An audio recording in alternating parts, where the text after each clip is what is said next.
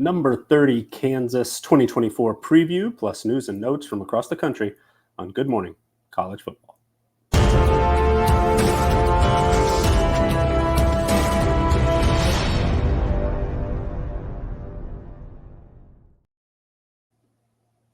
Hello and welcome to Good Morning College Football. This is episode 80, brought to you by CampusToCanton.com. I'm Nicholas Ian Allen of CFB Winning Edge and Campus to Canton. Thank you so much for joining us on this Monday morning, a busy Monday morning, trying to catch up from a lot of scrimmage news and notes from over the weekend. And thank you so much for joining us, for subscribing to the Campus to Canton YouTube channel, giving this video a like, which helps us a ton. And then, of course, also, if you are a member of CampusToCanton.com, you can join for as little as $2.99 per month, get access to a ton of content on the site, written content and analysis insight from our various teams and their specialties, the CFF team, Devi, Campus to Canton version of the game, of course. There's also a new news section with blurbs of the latest news, injury updates, a lot of freshman fall camp reports, things along those lines. A lot of things we discuss here, but perhaps in some ways dig a little deeper because we don't always discuss, who is getting those, number 2 reps among true freshmen. So if you're looking into information like that, the CampusToCanton.com news feed is a great source for that type of information.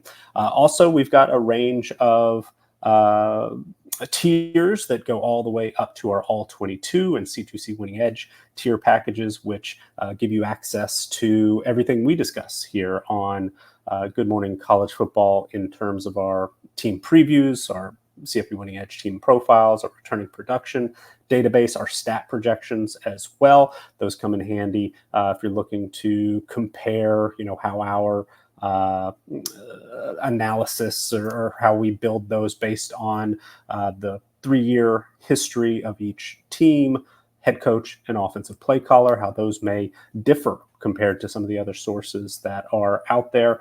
Give you, kind of a second opinion, perhaps, is usually the way that I think of it. We try to remove opinion as much as possible and compare those to a lot of the insight and analysis and a lot of the context that great folks like the Campus to Canton CFF team offer. But I think a fairly useful projection model. And as we look ahead to week 0, which will be kicking off in 12 days, a lot of the props are popping up and things like prize picks and of course the CFF the best balls from Underdog are ongoing, and CampusToCanton.com is a great place to get rankings for those as well. A lot of updates almost every day, it seems like, and especially over the weekend where there was some pretty significant injury news coming out of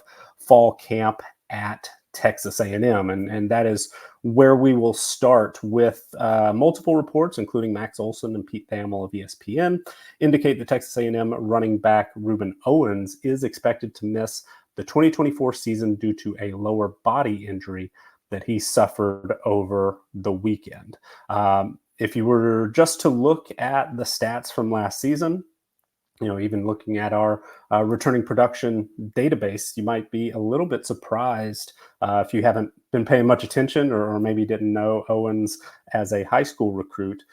Maybe a little surprised that he was projected as the overwhelming favorite to be the starter and top ball carrier for the Aggies last season. He actually ranked 3rd on the team in rushing yards behind Amari Daniels and Le'Veon Moss.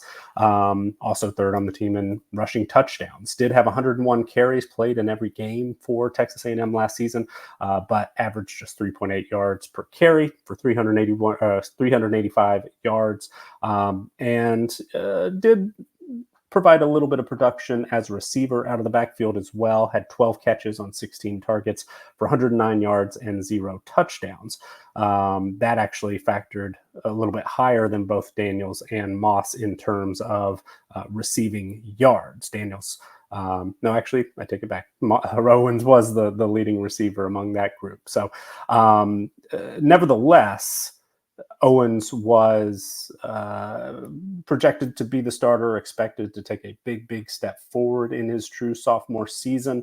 The former very highly rated running back coming out of high school seemed like a real breakout potential, seemed like he had real breakout potential for this upcoming season. There is depth behind Texas A&M. Le'Veon Moss, the second leading returning rusher, now projected to step up and take over those top ball carrier duties. Amari Daniels, the leading rusher from last season, most see as a pretty clear number 2 behind Moss. There's also the incoming transfer E.J. Smith from Stanford, who did have a relatively healthy season last year, has dealt with some injuries in the past, but a little bit disappointing statistically speaking. 216 rushing yards, 1 touchdown for Smith last year for the Cardinal. But Smith is definitely established as a receiving threat. He had 33 catches for 242 yards last season for Stanford. So a pretty solid, 3-person committee maybe, or Moss maybe taking over sort of the clear number 1 role, but with Daniels and Smith, I would expect getting plenty of snaps, plenty of touches. But beyond that, the running back room gets pretty thin pretty quickly at Texas A&M. So not only do they lose perhaps the most talented player maybe on the roster for Texas A&M, but certainly at the running back position, just in terms of the skill set that he brings to the table, but a hit to the depth for the Aggies as well. Elsewhere in college football, at Florida, Zach Abolverdi of Gators Online had a nice wrap up of the running back situation, and Florida had a scrimmage over the weekend as well, as many teams did. But Abolverdi laid out, and reading here from the piece, with starter Montrell Johnson Jr. sidelined with a knee injury, Florida's other running backs all had their moments on Saturday. Sophomore Treyon Webb was able to turn the corner on one of his touches for a nice gain. Freshman Jaden Ball had a big play on the ground and a great catch and run, while KD Daniels made some plays too, including a long carry. But he goes on later to say the best performance in the backfield may have belonged to redshirt junior Jacoby Jackson. I've seen Jackson's name mentioned in a couple of different places, getting some praise from coaches and teammates as well. Montrell Johnson had what they call a minor knee surgery recently, banged up this fall or early in fall camp. We have not removed him from our CFB Winning Edge team profiles projected starting lineup. But it seems like Johnson, if he's able to get back for week 1, perhaps going to be severely limited. So good to know maybe what the pecking order looks like behind him. And it's a little bit muddled, but the order in which these running backs were mentioned seem most likely to me to be how I would expect them to take the field. Maybe with the exception that Jackson might, move up alongside Baugh, maybe in that number 2 spot if Johnson were unable to go. But Webb seems like the most likely number 1 if Johnson is out or limited in week 1, with Baugh, the true freshman, likely to get a few touches here and there. And then Jackson, who it sounds like having a great fall camp, maybe in the mix as well. At Iowa, and last time we spoke in our last episode on Saturday, we did our Iowa preview, and I was, had some praise certainly for Cade McNamara, and discussed how if he is back and fully healthy, that would be a key to Iowa taking a step forward on the offensive side of the ball this season. not long after we recorded, and perhaps it was ongoing while we were, Cade McNamara really, really struggled at Iowa's public scrimmage on Saturday, Kids Day, there in Iowa City. John Stepp of the Gazette outlined that McNamara entered fall camp as the presumed first-team quarterback, as we discussed, but Saturday's practice did not do much to affirm that status. Reading here from the piece, McNamara had accuracy issues throughout the day, frequently failing to connect with receivers on short and medium-length routes that could be completed at a high percentage. He did not have any completions in his first 11-on-11 drive, with his first 11-on-11 completion coming on a wide receiver screen during his second drive. Later, after the scrimmage, head coach Kirk Ferentz was asked about Brendan Sullivan, who we mentioned very briefly and mostly discussed how maybe his ability as a runner could perhaps create some opportunities for him to get playing time. Maybe there's a little more opportunity than we expected just as a potential starter for Iowa. So asked if Northwestern transfer Brendan Sullivan, as Stepp says, he looked better, but it was mostly with the second team, could see more first-team reps. Ferentz did not rule it out. Quote, we'll figure the numbers out, but we want to keep working him, obviously. Scott Docterman of The Athletic was a little more pointed with his discussion of McNamara's play and the potential for this not only to develop into a full-fledged quarterback competition between the two, but also said perhaps there'd be a quarterback controversy. So Docterman, reading here from the piece, said it's not that Sullivan, who arrived in June from Northwestern, was special. He completed 10 of 21 passes for 76 yards with a pair of drops. It was that McNamara struggled to the point where Iowa cannot go down this path again. Continuing on, he says, McNamara, a sixth-year senior, completed just 8 of 24 passes for 20 yards and threw an interception that was returned for a score by free safety Quinn Schulte. McNamara looked unsure, indecisive, and inaccurate. And also, finishing up here from Dr. May, says, outside of 2 out routes, every completion was either a swing, a check down, or a hitch. So add that to our Iowa discussion from Saturday. Other sources that I've read, I read just a quick recap, final thoughts from the 247 Iowa site this morning that mentioned, a little bit more of a, hey, let's not overreact, still expect McNamara to be the guy this season. But there's sort of a varying level of concern or folks that seem to think that Cade McNamara might lose his firm grip on this starting job.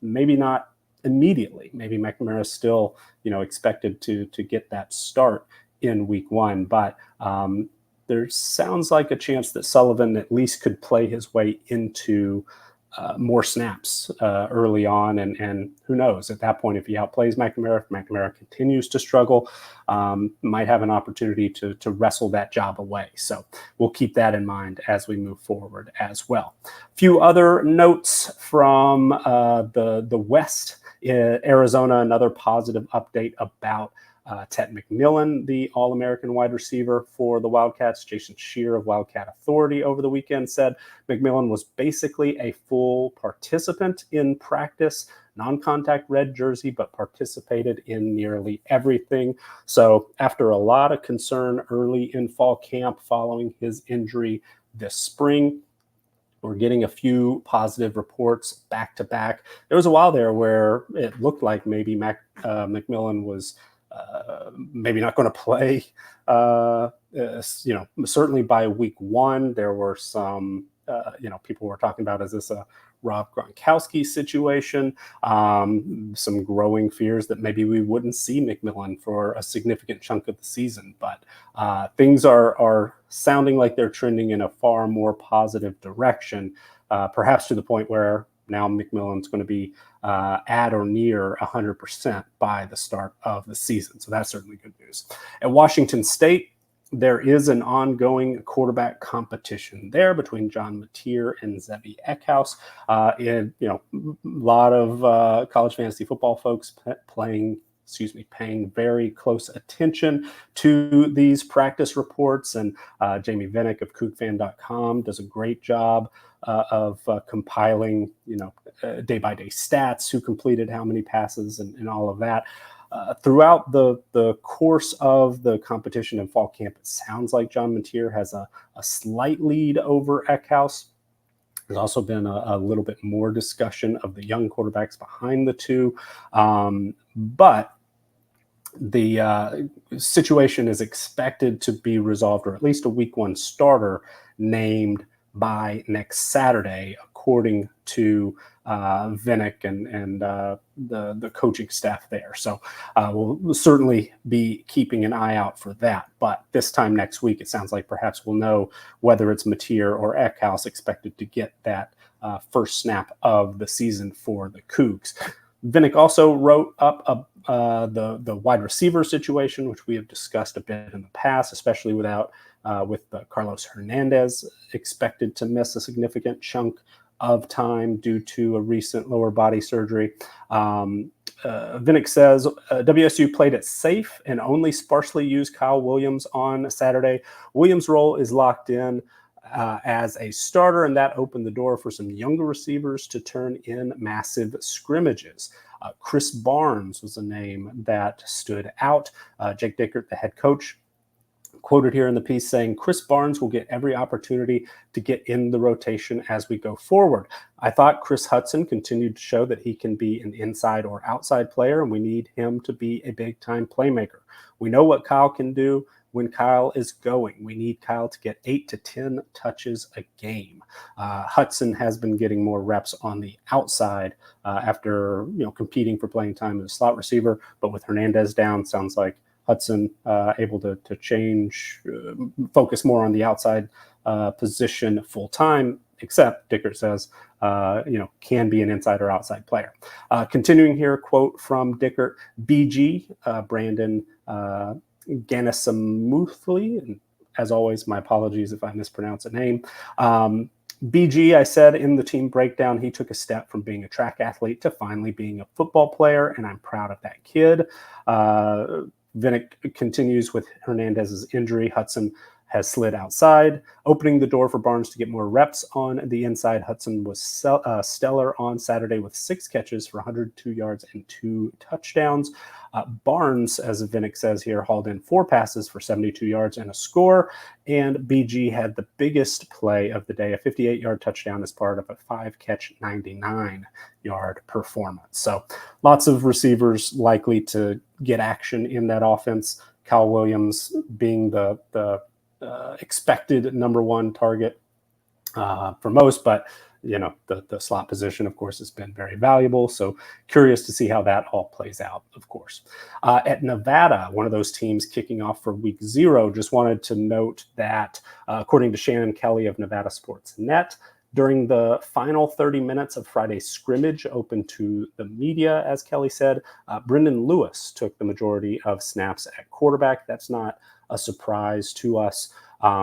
She says that along with AJ Bianco and Anthony Grigsby, the junior college transfer, also getting snaps, Nebraska transfer Chuba Purdy is still nursing a minor shoulder injury. It sounds like the coaching staff is expecting to get Purdy back maybe next week, but I believe he's missed a chunk of fall camp to date. So even though Purdy going into fall camp, I expected to perhaps emerge as the starter there for the Wolfpack, it seems likely at this point that Brendan Lewis is going to start that week 0 matchup against SMU. At Oregon State, another quarterback competition ongoing. Isaac Streeter of the Portland Tribune noted that head coach Trent Bray said the competition is wide open during Saturday, his media availability. For Saturday's scrimmage for the Beavs. Bray has no timeline on naming a starter. Streeter says, at this point, my betting odds are on a starting quarterback not being named until maybe T-minus 24 hours prior to kickoff of week 1.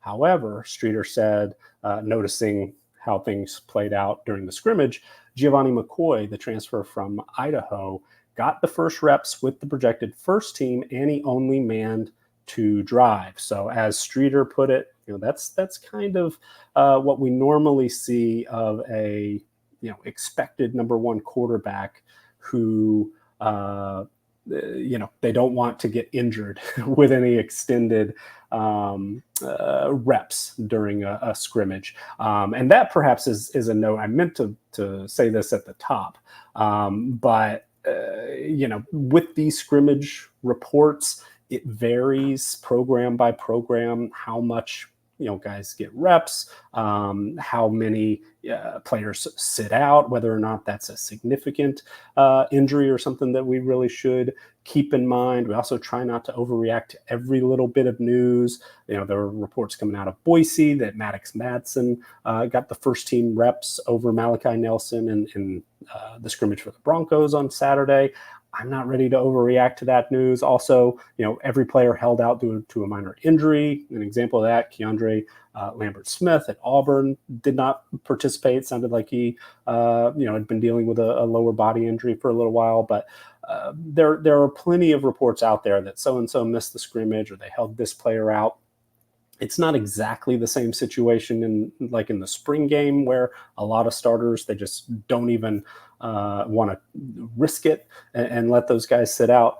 But there's a little bit of that, I think, especially early on when there is some time for these guys to get back into the swing of things and fully healthy. But anyway, getting back to Oregon State. As Streeter said, right now, I think he's talking about Giovanni McCoy, the odds-on favorite to be the starter week 1. But week 1 is as far as I'll go on that prediction. Ben Gulbranson ran with the number 2 offense, according to Streeter, and Gabari Johnson ran with the 2s and the 3s. Streeter said he was arguably the most impressive, being the only of the trio in the hunt for the starting job to lead a touchdown drive.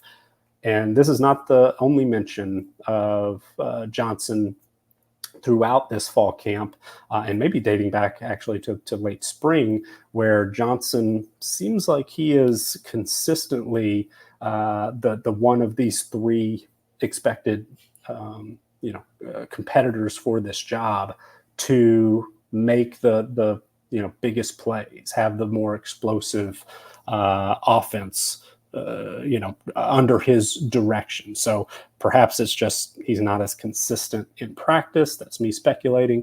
But it sounds like Gabari Johnson, when given the opportunity, is capable of making some big plays. So I think he's a legitimate factor in this competition. Finishing up here from Streeter, he said, in another act of asset protection, projected starting running backs Jam Griffin and Anthony Hankerson only played the first handful of series. But he also mentioned that in their stead, a heavy dose of Jake Reekle, as well as freshman Cornell Hatcher Jr. and Salahadin Allah.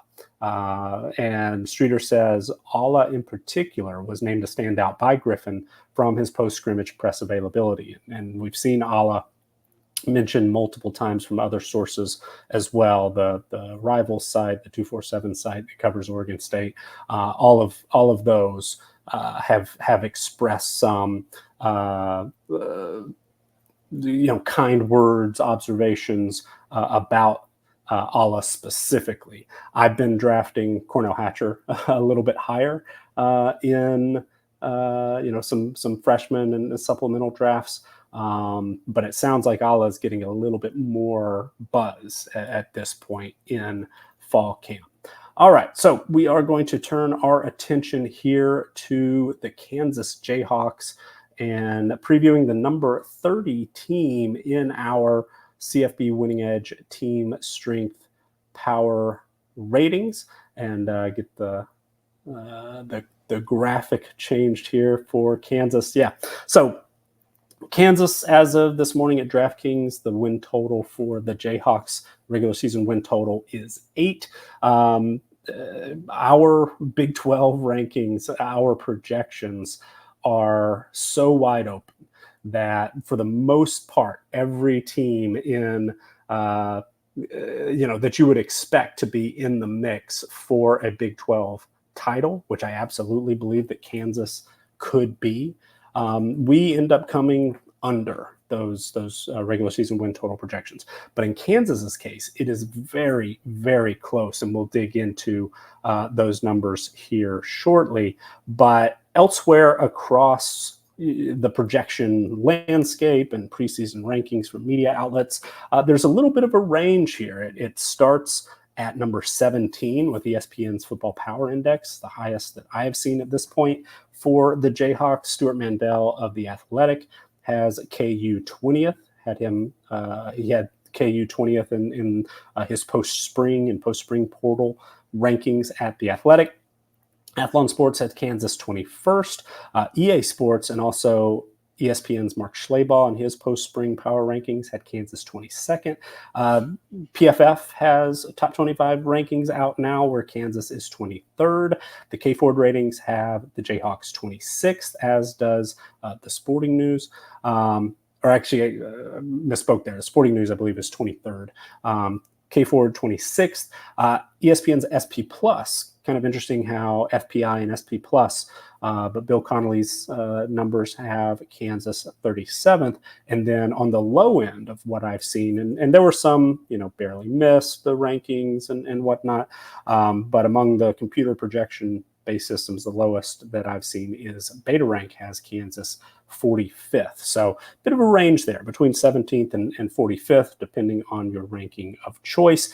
And for the most part, it sounds like a lot of the more opinion-based media projections or predictions have Kansas right there, on the fringe top 25, or maybe even getting close to the top 20. And personally, that's kind of where I am. I think our projections are just a little bit low on Kansas in some ways. When the early days of our updates from last season to the current season in our CFB Winning Edge Team Street projections, I like to sort of guess where I expect the numbers to fall. And for Kansas, I really thought maybe top 15 was possible. I thought Kansas back in, when was this, February, probably would be our highest rated Big 12 team. Turns out they're fourth in our power rankings.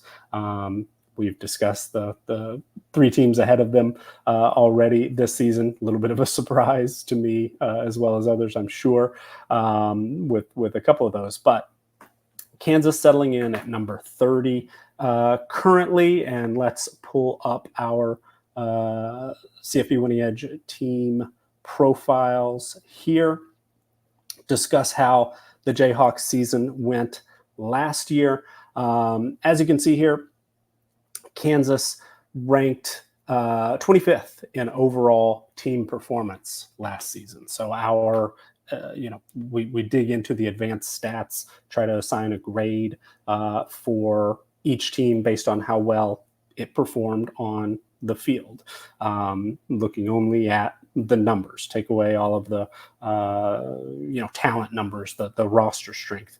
As you can see here, we've got Kansas 34th in roster strength, 14th on the offensive side of the ball into this season. But last year, KU was number 5 in offensive team performance, number 2 in passing offensive team performance. That may be a little bit of a surprise. The raw numbers, this isn't a super prolific passing attack, especially with Jalen Daniels missing a good chunk of last season, played fewer than 25% of snaps. But Jason Bean was efficient and often, explosive. Kansas ranked 8th in yards per pass attempt on the offensive side of the ball.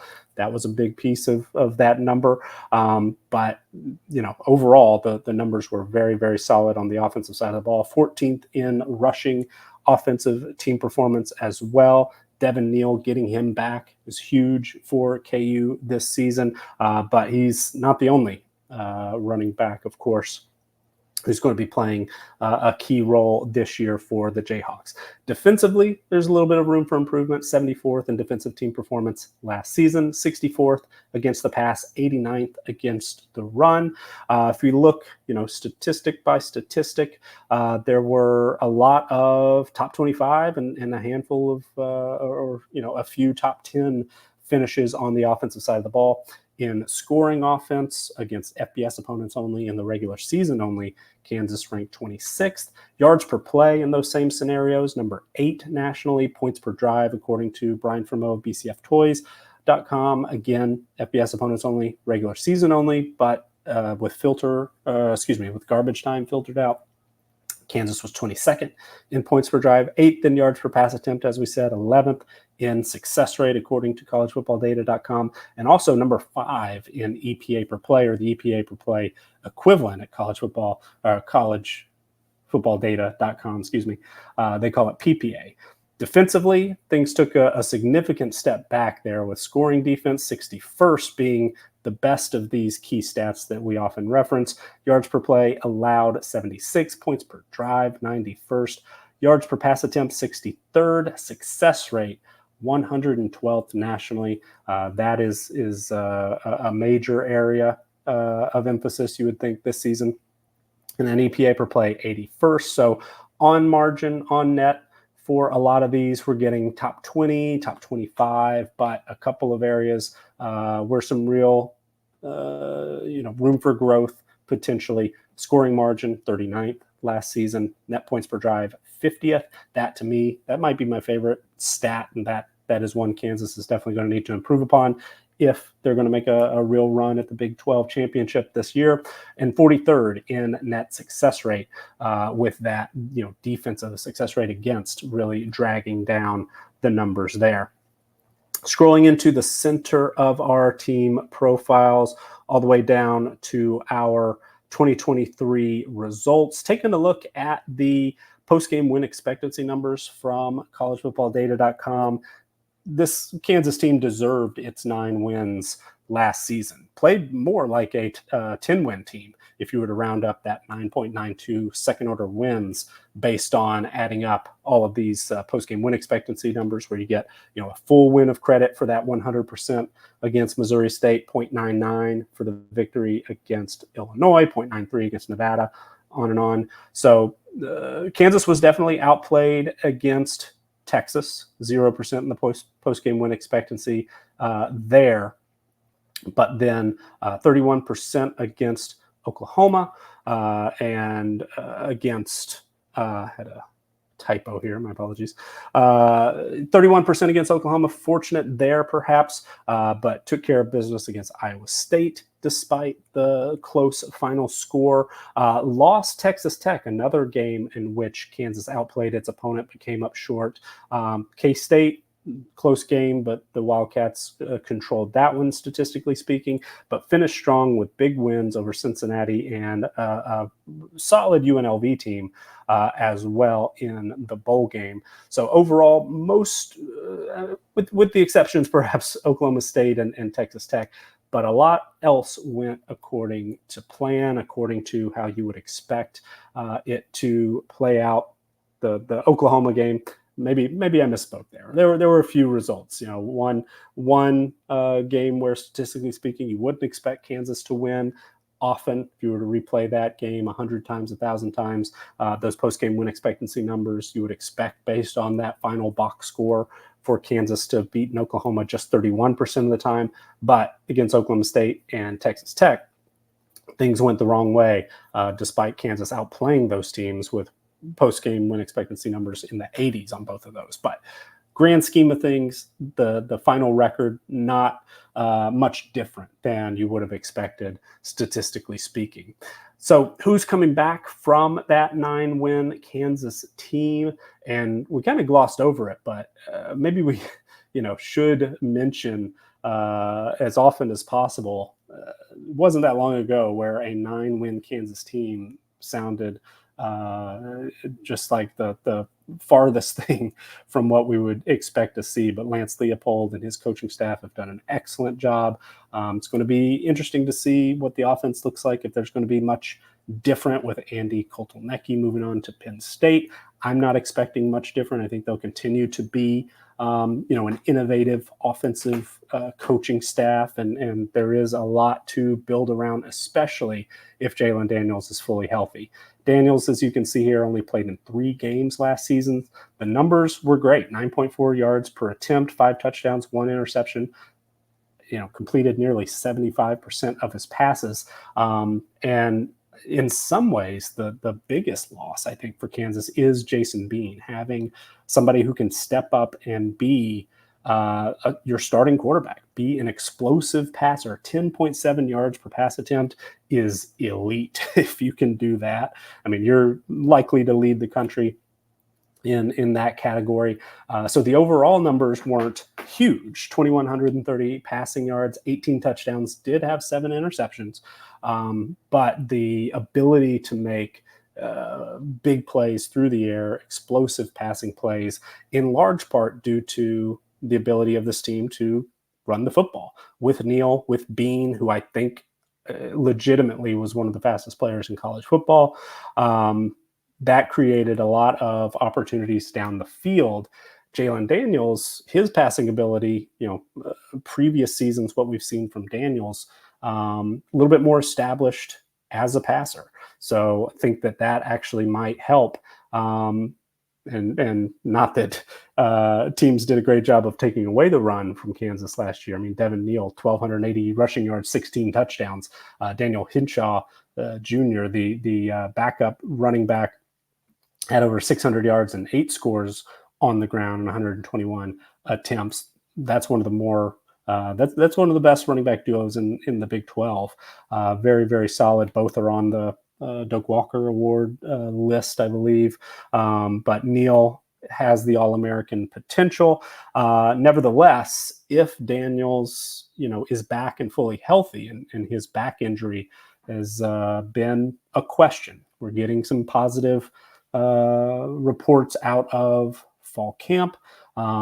Nevertheless, back injuries can always be a little bit tricky, and I worry a bit, especially since we've seen him limited at times and unavailable to go for large chunks of last season specifically. But if Daniels is back, holds up, if he is healthy and ready to play every week, that potentially could help this rushing attack even more, because they're going to have to respect the pass a little bit. Might not be as explosive through the air because teams maybe won't be selling out to stop the run quite as much, but we'll see how that works. But Neal, Hinshaw, both are back. Bean and Dylan McDuffie both moving on. But as far as amount of rushing production returning at over 80%, Kansas is in very, very good shape there. The receiving core, top 3 wide receivers are all back. All 3 players who had over 50 targets last season, Lawrence Arnold, Quentin Skinner, and Luke Grimm, all return.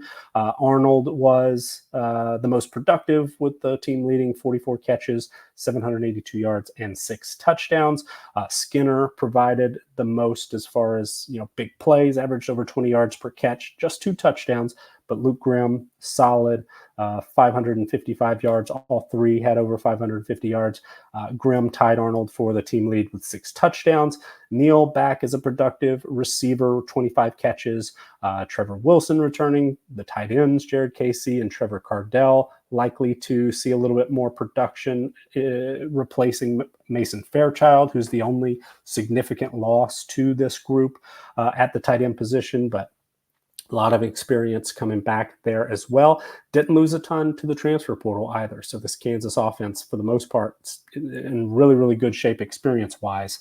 On the offensive line, maybe a little bit of a different story. Mike Nowitzki and Dominic Pooney, both full-time starters, leaving via graduation. Armaj Reed Adams, with 12 starts last season, left via the transfer portal. They do bring in Bryce Foster, who is a full-time starter at center. Daryl Simmons has starting experience as well. He's coming in. Kobe Bynes and Calvin Clements both got starts for the Jayhawks last season. So they're not, losing 3 starters usually is maybe not a huge cause for concern, but not ideal.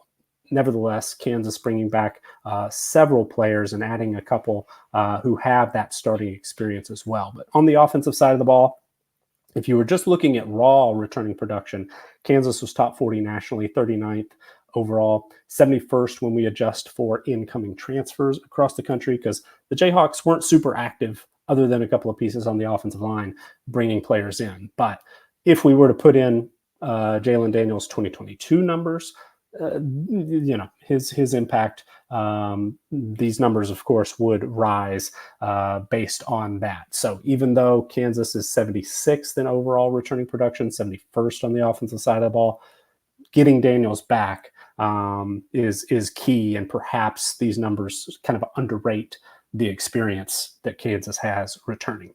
Defensively, and this was the area of the football, as we mentioned, the side that the unit that struggled more last year. Leading tackler Kenny Logan Jr. is moved on. Also, Austin Booker, early entry into the NFL draft. His 38 pressures will certainly be missed. He was a productive player with 12 tackles for loss and 8 sacks. So losing your leading tackler, one of your veterans on the back end in Logan, losing your most disruptive pass rusher in Austin Booker, that's going to hurt. Rich Miller and Craig Young gone as well. Still, there's I think a decent amount returning that hopefully, if you're a Kansas fan, there's reason to expect that this team's not going to get worse defensively, and I think theoretically could even improve just a little bit. Added Devin Dye as a veteran safety coming in, perhaps to step in to Logan's shoes. J.B. Brown, somebody who has gotten a lot of buzz in the past for his athletic ability, and expect he will perhaps have a solid season there at linebacker. O.J. Burrows and Marvin Grant, veteran safeties. Corner Mello Dotson back as well. Kobe Bryant is a key member of that secondary. So there are certainly some pieces that this KU coaching staff is going to have to, work to replace on the defensive side of the ball. And a little bit of a unknown as to whether or not they're truly, expectations are that they will improve, but what's the evidence to suggest that they truly will? We'll see. Maybe it's just a little bit of optimism and wishful thinking. Maybe it has a little bit to do with the change in, don't have to play Texas or Oklahoma this season. So we'll get into all that here very soon as well. But back to our team profiles, our projected offensive starters. We do have Daniels in there, do have him still highlighted as a little bit of an injury concern. It sounds like he's going to be on the field for week 1. So, not in any danger at this point, expecting Daniels to miss time, but just still want to be aware, especially dealing with a back injury, because there is a significant drop-off with Jason Bean no longer there. Cole Ballard sounds like it's the most likely to step in, be that number 2 quarterback, step into that top role if Daniels is unavailable for whatever reason. He did get a start last season, played in 4 games, but Jason Bean was a really valuable piece of this KU offense last season. Not having him as Daniel's top backup is a little concerning, just a bit. Devin Neal back as a all-conference running back with All-American potential is really something to build around offensively. Arnold, Grimm, Skinner, all back. Jared Casey was technically a starter, had starting, met that 51% threshold last season, but Mason Fairchild, of course, was far more productive as a receiver, but Casey played a lot of snaps, nearly half the time was on the field last season. Shane Bumgarner is somebody who didn't show up in that returning production database because he was at a lower level previously transferring up. Seems like he's in the mix for a starting spot, has 23 games in his college career as a starter. Bryce Foster, 28 games. And Darrell Simmons, as we mentioned, a lot of starting experience. I mean, between those 3, you're bringing in, what is that? Almost 90 snaps, starts between the 3 of them. So expecting, that Kansas offensive line probably going to be a pretty good one overall. Certainly from an experience standpoint, I think they're in pretty good shape there. Defensively, there's a little bit more to maybe not worry about, but a few more questions, a few areas where not fully sold on how this unit came together. But 2 returning starters on the defensive line, 1 at linebacker, 4 of the 5 starters in the secondary back. Certainly should be a strength. Looks like one on paper with Kobe Bryant and his all-conference resume being the key piece there. But as many as 3 first-year starters expected to come in. Again, several guys who are kind of graduating to this level, the Power 4 level and FBS level, with Dylan Woodkey transferring in from Youngstown State, Javier Derrett from North Dakota State. Devin Dye was a starter at Utah State. So that, his production fully counts. But the other 2 on the defensive line, we'll see how it shapes up. Derrett only listed at 280, maybe not ideal if you're looking to take a big step forward. Run defense was the biggest area of concern for Kansas last season. DJ Withers is over 300, but Derrett little undersized maybe. So see how that interior defensive line shakes out. But at least Derrett, very experienced, has been productive in the past 56 games played in his career and won a lot of them for the Bison at the FCS level. That Woodkey and that or did I just confuse those 2? No, Woodkey is Youngstown State. My apologies. That Youngstown State defense, if you don't pay much attention to the FCS level, there were maybe half a dozen guys, if not more, from that unit last season who moved up to the FBS level, and a lot of them Power 4, Woodkey included. So solid there. And By Job is a pretty interesting name, highly rated recruit. Curious to see how he factors into that defensive line as well, transferring in for the Jayhawks. So how's it all shake out, talent-wise? To the surprise of very few, I'm sure, Kansas doesn't rank all that high in a lot of our raw recruiting numbers. Usually when I say raw talent, I refer to average 247 composite rating. And this KU roster ranks 69th overall in those numbers, 66th among defensive players, 71st among offensive players. But there's a reason why, we start with those recruiting numbers, but then adjust for experience in production. Lance Leopold and his coaching staff have done a great job, taking some of these players who weren't the highest rated recruits, a little bit underrated, some of them not rated at all coming out of high school, putting them in a position to be successful and developing them into key contributors and starters and productive players. And then that production, as this team has won games, as it's put up numbers, starts to show itself in our individual player ratings, where you see that it took a big step forward, especially on the offensive side of the ball, in our average position strength ratings, which are those roster strength broken out by position. Kansas is 22nd on the offensive side of the ball. Not much of a step forward defensively, 61st, but still an indicator that this team may be a little better now than you would have expected just based on those raw recruiting numbers. But 45th overall in average position strength ratings, 34th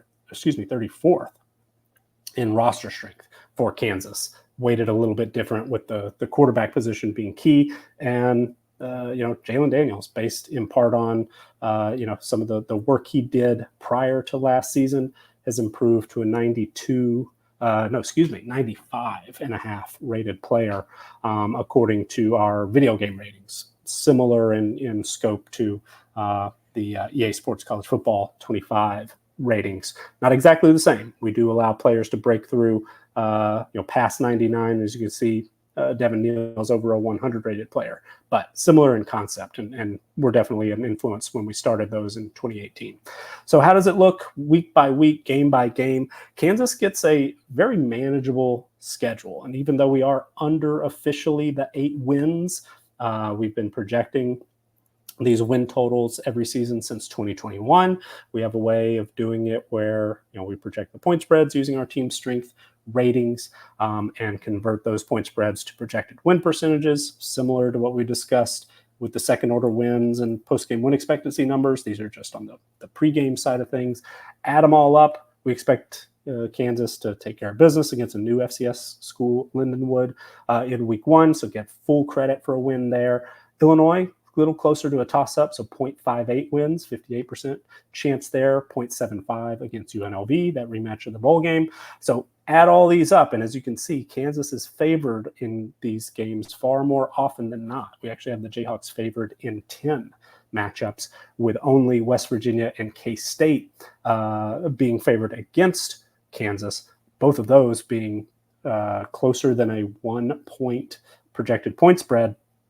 So if you were just to look at that, you can say, oh, well, this Kansas team, every game on the schedule is winnable. So 12-0 is possible. And it seems unlikely, but yes, I would agree that 12-0 is possible. 10-2, if you're just looking at, can they take care of business in the games they're favored to win, is definitely a reasonable goal.